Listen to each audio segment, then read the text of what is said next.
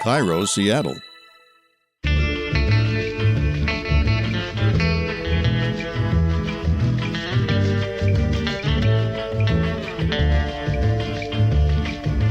I'm Rachel Bell, and this is Your Last Meal, a show about famous people and the stories behind the foods they love most. Today on the program, actress Jenny Slate's last meal. It would be pretty junky, to be honest. But, are you allowed to have weed? Jenny Slate stars in the new film Landline. She starred in Obvious Child, a movie I loved so much I went to the movie theater twice to see it. Maybe even got popcorn both times. She spent one season on Saturday Night Live, and she co-created and is the voice of the most adorable thing on the internet, kittens aside, called Marcel the Shell with Shoes On. I'm afraid to drink soda because I'm afraid the bubbles will make me float up onto the ceiling. Also on the program, producer Aaron and I take a bona fide field trip to Twede's Cafe in North Bend, Washington, aka the Double R Diner, for a slice of Twin Peaks cherry pie and a damn fine cup of coffee. Well, we became known for cherry pie due to David Lynch and Mark Frost, and there was a TV series called Twin Peaks, and they happened to come into this restaurant, and I liked it and decided they were going to use it for one of the sets in their show. And it's kind of hard to talk about cherry pie without talking about... She's my cherry pie! We learn the story behind Warrant's hit song Cherry Pie with original guitarist Joey Allen. I'm not necessarily a cherry pie fan. Not the song, not the record, but the actual food. And the reason why is because... Ooh, cliffhanger. That's what we in the business call a tease. All of that is coming up later in the show. But right now, let's settle in with one of my favorite comedians, one of my favorite actors, Jenny Slate. She most recently co-starred in the film Landline with Edie Falco and John Turturro. So talking about the film, Landline, I loved it. I watched it with my mother. And one of the things that I read about the filmmakers is that they set it in the 90s because they liked the fact that there wasn't social media or texting or online dating. And I also read another article that you don't like computers. Is that true? No, I don't like computers. I don't. I think they're ugly and boring and too complicated, and I just don't like them. They don't make me feel good. I agree. And I also think that kids today, if I may, won't have as much character maybe as we had because how nervous you had to be to call someone you liked and their mom would answer and there was no caller ID. Yeah. Oh, my best friend has a little boy and his name is Franklin. And a lot of my friends actually call me Jerry or Jer. Very few people actually call me Jenny. Usually everyone calls me Jerry. Anyway, this little boy Franklin calls me Uncle Jerry. And they have a landline at their house, and I call, and he's trained to pick up, the phone and say what residence it is, and I say this is Uncle Jerry calling, and I feel like this kid talking on the phone. First of all, it gives him really nice manners, but he seems very different to me. But he's also not allowed to use computers. Were you a crank caller in your youth? I wanted to be, but I was afraid. Yeah. I like the concept of it, but you know what I was? A pantser. No, you weren't afraid to pants? I was not afraid to pants. Huh. If you're going to do it, you know who that person you're doing it to is. You know what they look like. Yeah. Usually it's almost actually, I would never pants someone to be mean. I'd pants my friends. Mm-hmm. At an all-girls summer camp. Okay. So not at school? No, it's not your butt's going to be out in front of a boy. It was only at camp and only to my best friends. Can you pants all kinds of pants? Or what if someone's wearing a belt? Do you need elastic waist? You need elastic waist. Yeah, you can't just, that's violence. You can't rip someone's jeans off. Yeah, no. Yeah, and if there's a drawstring and they tie it, you're Yeah, I'm thinking now in modern days, with skinny jeans and high-waisted pants, pantsing would be really, really, really hard, if not impossible. Oh, yeah. No one is, I'm going to be wearing these pants for the rest of my life. I can't even pants myself. It's tight. Can we talk about Marcel the Shell? That's how I discovered you. And I don't know if you ever get this feeling. When I watched it, I was like, oh, it's so good. Why didn't I come up with that? I could never have come up with that because that's not my brain. It's your brain. But that feeling of just this is just so beautiful. It's just the combination of adorable and clever. And I just loved it. Where did the inspiration for Marcel the Shell come from? Well, it doesn't just come from me. It comes from one of my closest friends and my ex-husband, Dean Fleischer Camp. We made it together. We never anticipated that really anybody would see it. we just started. He started to interview me in The Voice, and we started to put the character together. And the more we improvised, the more it came together. Really natural process. And it came to represent our connection, our love of the unique self, our love of the outsider. It was a beautiful thing that we did and that we continue to do together. So I was lucky enough to get to interview Jenny Slate in a hotel room in Seattle. She was here for SIFF, which is the Seattle International Film Festival. And I was so excited to get to hang out in a hotel room with somebody that I really admire. So I thought it'd be really cool if I could figure out one of her favorite foods and bring it to her as a gift, and we could eat it and talk about it. And I couldn't find anything. I watched a ton of interviews. I kept Googling Jenny Slate food, Jenny Slate favorite food, Jenny Slate, all these things. And she never, ever, ever talks about food. So I was unable to bring her that kind of gift. However, I did buy her some chocolate bars, which I got so nervous I didn't give her. And then I walked outside of the hotel and looked at my bag and was like, so many chocolate bars, and felt weird about going up and knocking on the door, so I ate them myself in the car. All of this to say that we're transitioning now into talking about food. Jenny Slate, what would your last meal be? I hope it isn't purse chocolate. Okay, for sure I would have a Shirley Temple with an extra cherry. It would be a bummer to not have really good buffalo chicken fingers with ranch. And man, this is really tough, but I think a cherry pie with vanilla ice cream. It would be pretty junky, to be honest. But are you allowed to have weed? Yeah. Okay, yeah, then I would smoke a ton of weed. So it's kind of cherry at the beginning, cherry at the end. Yeah. You know what's really weird is I'm allergic to raw cherries. I'm allergic to all raw stone fruits. They make my whole mouth explode, blow up. And I love cherries so much. I feel like I should have a vegetable in there, but this is if I were to go today, that's what my last meal would be. I think the weed is your green. Oh, yeah. And why the buffalo chicken? Is it chicken fingers, chicken strips? Buffalo chicken tenders is actually what you should probably say. Yeah, what I should say. Man, I love buffalo. I'm disgusting. I wish I'd been roast chicken, whatever, but I'm just buffalo fingers.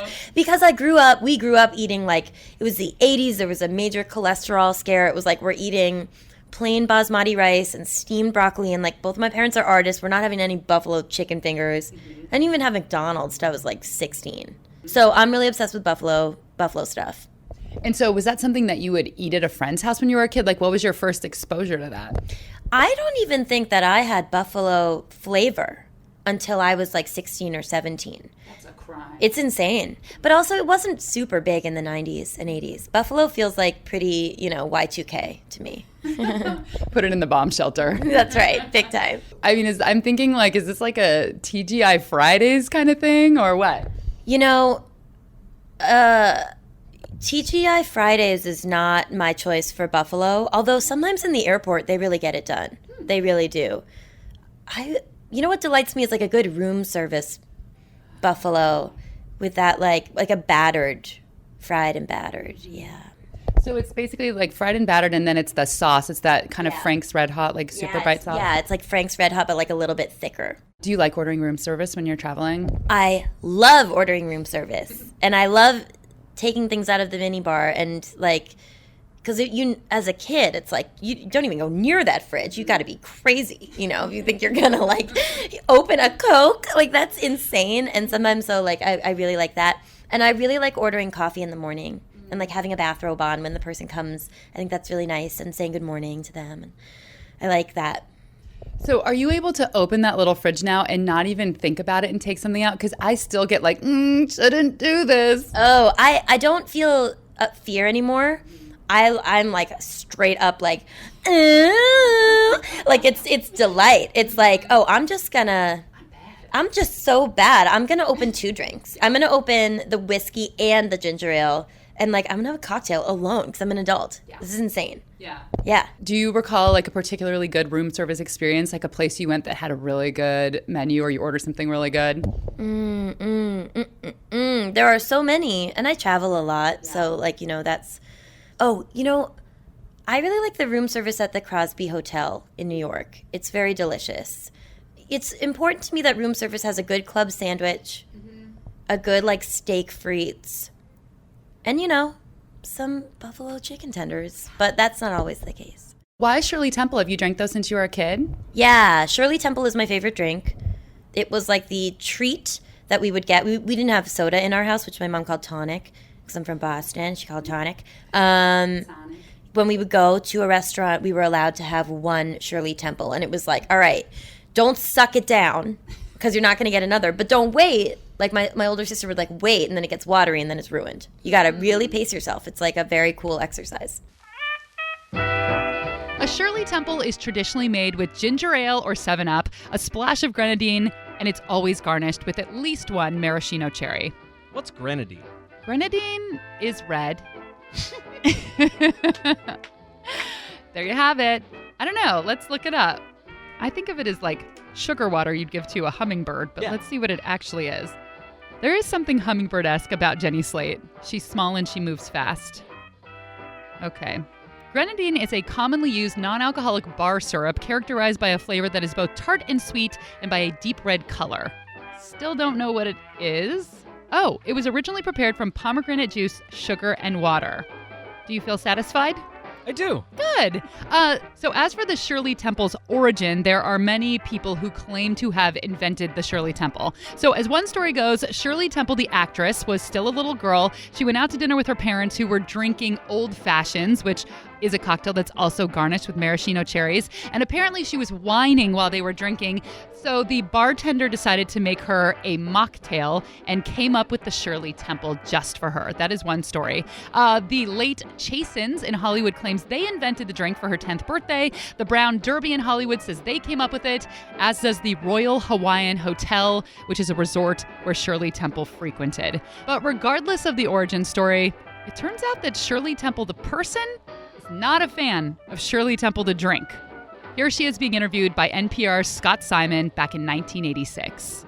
Those saccharine, sweet, icky drinks. Those are the ones. Yes. Well, those were created in the probably middle 1930s by the Brown Derby restaurant in Hollywood. And I had nothing to do with it. But all over the world, I am served that. People think it's funny. They think you like it or something. I hate them. They're too sweet. I think the drink is basically made with ginger ale or 7-Up and maraschino cherry juice and maybe 5 cherries. And I don't know how to make one. I've never made one in my life. But I was even served one in Moscow. I'm served it on airplanes. I'm not really in favor of a child having a cocktail, which this kind of...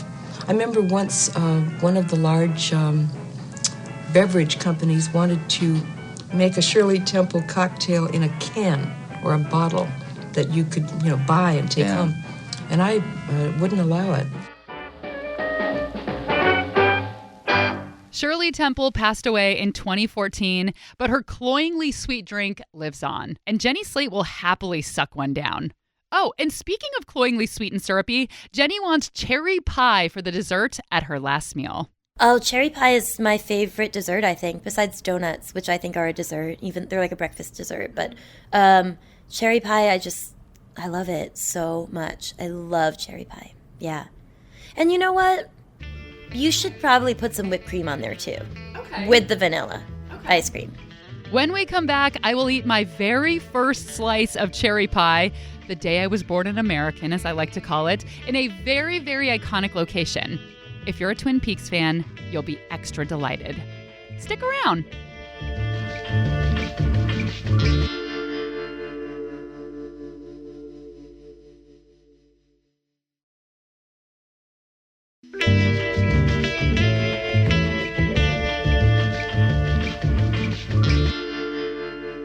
If you are a Twin Peaks fan, you may know that much of the show was filmed in North Bend, Washington, a little old mill town about half an hour from Seattle with low-slung buildings and big mountain views. And in the heart of downtown North Bend is a classic old diner that's been around since 1941. Twin Peaks director David Lynch discovered the diner in 1990, and the rest is history. Here is Kyle Twede, owner of Twede's Cafe. They were looking for sort of dark, campy 1940s, 1950s architecture, and there's a lot of that here in town. And they happened to come into this restaurant, and I liked it and decided they were going to use it for the set, one of the sets in their show. And then evidently, through that first filming, Kyle MacLachlan had said something when he was sitting at one of these stools over here about damn fine coffee, and it's where pies go when they go to heaven, and it just really struck a chord. That's kind of how it came about. Hordes of tourists from around the world descend on Twede's to order two things: cherry pie and a damn fine cup of coffee. I can't tell you how many cups of coffee in my life, and this is one of the best. So producer Aaron and I drove out to Twede's to do the same. Hi, thank you. Great, thanks. Coffees? Yes, please. Decaf for me, please. One regular, one decaf? Thank you. Aesthetically speaking, Twede's hits all of the notes of a perfect diner. It has the classic black and white checkered floor, a yellow Formica horseshoe counter in the center of the restaurant, surrounded by cherry red stools, and booths around the perimeter of the room. Kyle Twede says there was an arson fire back in 2000, so he redid the diner in a sort of red, white, and blue Americana theme. But when David Lynch approached Kyle Twede about filming the new Twin Peaks series for Showtime just a few years ago, he asked if he could take the diner back to its original look. So, lucky for Tweeds, Lynch picked up the tab and gave the diner the vintage look it has today. And that decor goes perfectly with a slice of cherry pie. Do you want to get your own or do you want to share? I kind of want to get my own. You're a little pig, aren't I'm you? going to eat a whole pie. Okay. I need a whole slice of pie. We decided we shouldn't be, people who just eat pie for breakfast. That's something that kids who ran away from home do. So we decided to have some breakfast to go along with our pie. It's kind of weird. I kind of want like a green salad. What's wrong with me? I'll have a white Zinfandel and a green salad, please. Hi, I'm from around here. Green salad. It's 10:20. Sure, I'll have a green salad. I did end up getting a green salad for breakfast. Weird. So weird. So much blue cheese dressing, though. It was real good dressing. I also got a side of hash browns because I'm not a monster. And in the end, we shared a slice of cherry pie. Something I have never eaten before, and honestly, I have never had any interest in trying. This blows my mind still. I mean, I know we're going to cover it on this show here, but you eat everything. I know. I've seen you eat crazy things and never a cherry pie. Have you seen cherry pie? It's unnaturally red. It looks like it came out of a horror movie. It's like guts, in a horror movie, and it just looks too sweet. Like the Shirley Temple of baked goods. Exactly. Never pronounced the T so much like that before.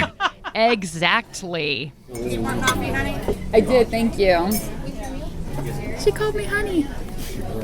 Okay, so we have a slice of cherry pie here. It has sugar on the top. What do you call this kind of sugar? It's like, turbinado sugar. Turbinado, is that what it is? Okay, so we have a piece of cherry pie with some turbinado sugar on the top, kind of crunchy sugar. Not just any piece of cherry pie, Rachel. Your very first piece of cherry pie. My very first piece of cherry pie. It is looking like I suspected. Goopy, viscous. Mm-hmm. The crust is moving away like an iceberg right now. It's so gooey and gloopy. And it looks like homemade crust with like a nice fluted crust. Why does it keep moving on its own? Okay, let's try it. It is so sweet. Wow. Get a little crust involved. Ooh, the crust is like nice and soft. The crust is really good. I bet they use shortening. Yum. Oh, yeah. Yeah. Is that cherry pie? That right there is some cherry pie. I think a little bit of the crust in the bite in the middle really helps offset the goop. Mm-hmm. Add a little structure, a little texture. Usually my least favorite part of pie is the crust. Really? Because it's like crumbly, and this is so tender. I love this crust. And this is just a naked cherry pie. There's no whipped cream or ice cream or any sort of dairy offset. Mm-mm. I also thought that the cherries would kind of pop in my mouth, but they just kind of dissolve.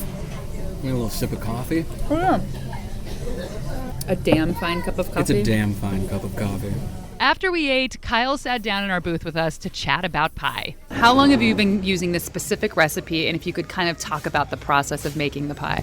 Well, so the original pie back in the day, 27 years ago, was made by a gal named Garnet.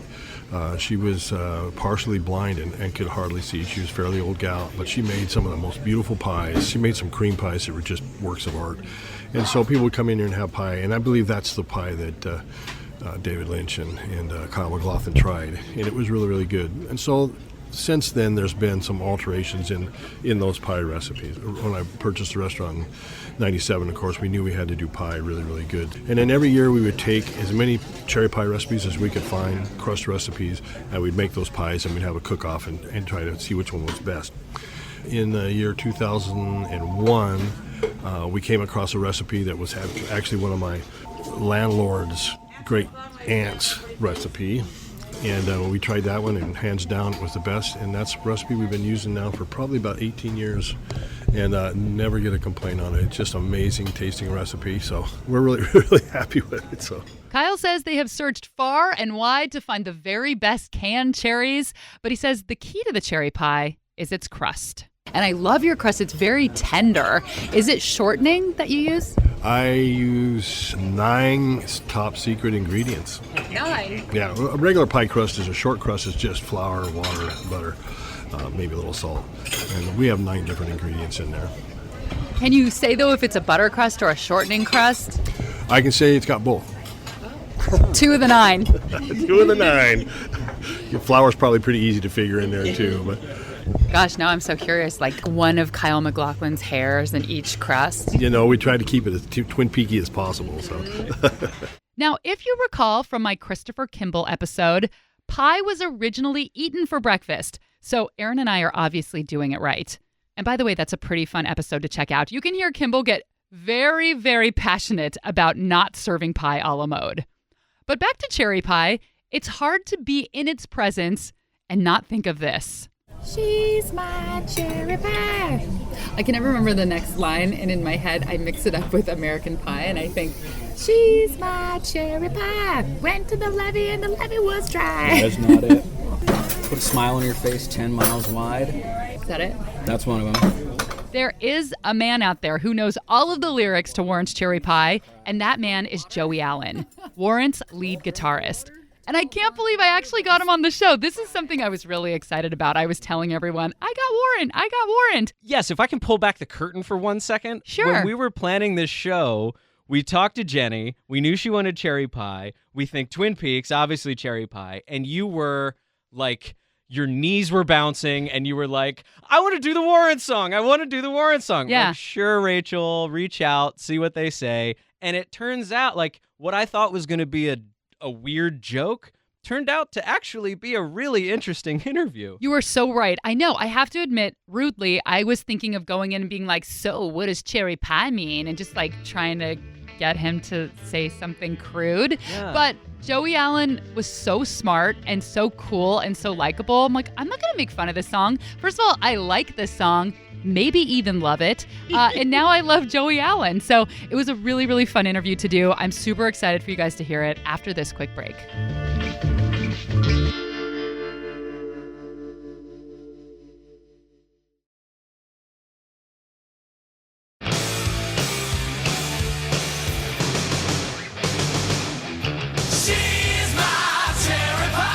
Warrant's Cherry Pie was released in 1990 on an album with the very same name. And Joey Allen is the band's original lead guitarist. Joey joined the band in 1987, and then he left in 1994 when hair bands were losing popularity to grunge music. He got Microsoft certified, he worked in the tech industry for 10 years, and then in 2004, he came back to Warrant, and he still plays with them today. Without the song Cherry Pie, you may not have ever heard of Warrant. That is easily their best-known song, but Cherry Pie was not originally on the album at all. In fact, it didn't even exist. The album was what they used to call in the can, recorded and done and sent into our record label at the time, which was Columbia Records. Once you're out of the studio, the band members at that point kind of go their separate ways. 2 of us were in Colorado at a celebrity golf tournament. Other guys were other places. And the president of Columbia at that time, Donnie Einer, came back to our chief songwriter and lead vocalist at the time, Janie Lane, and asked him to pen a quote-unquote love in the elevator for the record because he didn't hear a bona fide hit on it. and Janie basically pinned that record or that song in about 15 minutes. And then we all got these frantic calls from him, hey, we got to go back into the studio and record this song. So that's basically how that song was written. And, we went back in the studio, recorded it. It changed the entire marketing for the record and everything, as you can understand. So that's the brief history. Is it true that the lyrics were written on a pizza box? Probably. Janie's no longer with us, God bless him. So you're talking 1990. So how many years ago was that? 27 years ago? Yep. He wasn't the most organized fellow, so writing it on a pizza box, if you read that somewhere, I'd probably think it would be true, yeah. Everything on Wikipedia is true, right? I think that's true. I think he wrote a few songs or lyrics to songs on a pizza box because he would just, if the guy he got creative late at night or actually early in the morning, anytime after midnight. So he probably didn't have reams of paper lying around, I would imagine. And so how do you feel about the song, or how did you feel about the song? I also read that he gave an interview to VH1 that he did not like the song. I think he was having some issues at the time he did that interview, which, i.e., he was probably inebriated. So I don't know how he really felt about it because we never really talked about it post, the record coming out. Here's Janie Lane on VH1. I hate that song. I had no intention of writing that song. The record was done. The album's called Cherry Pie. The record's called Cherry Pie. I'm doing cherry pie eating contests. The single's Cherry Pie, right? And my legacy's Cherry Pie. Everything about me is cherry pie. I'm a cherry pie guy. I could shoot myself in the head for writing that song. From my standpoint, having an iconic song, albeit, cherry pie, is great. It's nice that it's part of pop culture, and the video, is what it is. The video is kind of tongue-in-cheek. At least that's what we meant it to be. It's kind of like a joke and have some fun and be happy. So our perspective, the four remaining members that are in the band, we love it. We play it every night. It's obviously the last song we play. And I think at the end, when he came around to it, he wasn't as bummed about the song as he let on in that VH1 interview. VH1 was really good at getting guys at their worst. They liked the train wreck for some reason. So Janie Lane just mentioned cherry pie eating contests. And that is the reason Joey is more of an apple pie guy. Maybe an any other pie kind of guy. I'm not necessarily a cherry pie fan, the actual food. And the reason why is because somebody at Columbia had the great idea to do cherry pie eating contests at every show. Whoever ate cherry pie the quickest would get, backstage passes, blah, blah, blah, to whatever said show, right? So they would take a band member to these cherry pie eating contests. And if you can imagine, you do, one or two of those and you start seeing what happens when people eat cherry pies and, eat them twice, if you get my drift. Oh. It kind of looks like a horror show when you see cherry pie coming out of people's noses and back through their mouths after they eat it. So it kind of sours you on that lovely dessert. I didn't dislike cherry pie at that point, but after all those cherry pie eating contests, I'm kind of not so hip on the cherry pie. I'm more of an apple pie guy myself. Joey was in 20 bands before he joined Warrant. He started playing cello when he was just a little kid, but Warrant is his most famous project. And he definitely looked the part. He was the dude in a hairband, tight leather pants and long teased blonde hair. And that's pretty much all he was wearing. Oh, he had a black leather hat, too. I want to talk about your hair. What kind of grooming and how much hairspray did you use back in the day? And what is your hair like now? So I don't know if you've seen any pictures. I love these questions because people, if they ask me blindly, what's it like being in a hairband, I kind of laugh because I am a shaved head guy. Not a lot of guys in the world can have as pretty as a head as I do. There's a few of us out there. So I'd like to say I've got a very beautiful, round, bulbous head. But I'm completely bald now with a little soul patch on my chin.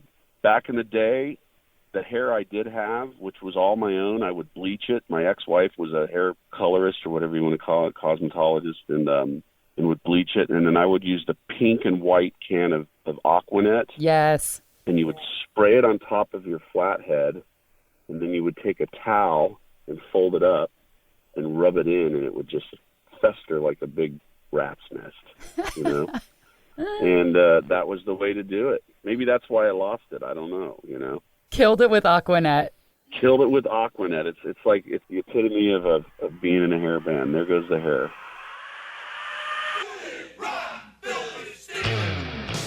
And that is Jenny Slate's last meal. A la mode, topped with a scoop of vanilla ice cream. And I'm from Boston, so I say vanilla. Like, rather than vanilla. Vanilla, yeah. Vanilla. Vanilla. And I also say hot dogs instead of hot dogs. Hot dogs. Yeah. My favorite accent is like a deep Southern with a lisp, which I'm not going to do for you because that is too embarrassing. Because I hate when people make comedians do stuff like this. That's my honest answer. Yeah. No, you don't want to perform. You're not a little pony. Yeah, not yet. I'm not a pony yet. But every night before I go to bed, I'm like, please, I can be a pony when I wake up. A Southern pony with a lisp. That's right. That's right. You can see Jenny Slate in her latest film, Landline. She was also recently in the film Gifted, and she is the voice of Tammy on Bob's Burgers. Thanks to Kyle Twede, owner of Tweed's Cafe in North Bend. There are so many Twin Peaks locations in North Bend that you can actually spend the day doing a Twin Peaks tour. And make sure to top it off with a slice of Tweed's cherry pie. Special thanks to guitarist Joey Allen of Warrant. Warrant just put out a new album in May. It's called Louder, Harder, Faster. You can find that and their tour dates at warrantrocks.com. What is the name of this? Metal sign? Is that what it's called? Yeah. I feel like when you say warrantrocks.com, you have to do the metal sign with your fingers. I was a metalhead in high school. I like The Warrant. If you like this episode, please rate it on iTunes and subscribe wherever you listen to podcasts. This episode was produced by Aaron Mason and me. Theme music by Prom Queen, who is a huge Twin Peaks fan, by the way. You can find me at I'm Rachel Bell on Twitter, at @Hello Rachel Bell on Facebook. Say hello, and please tell me what your last meal would be. I'm Rachel Bell, and this is Your Last Meal.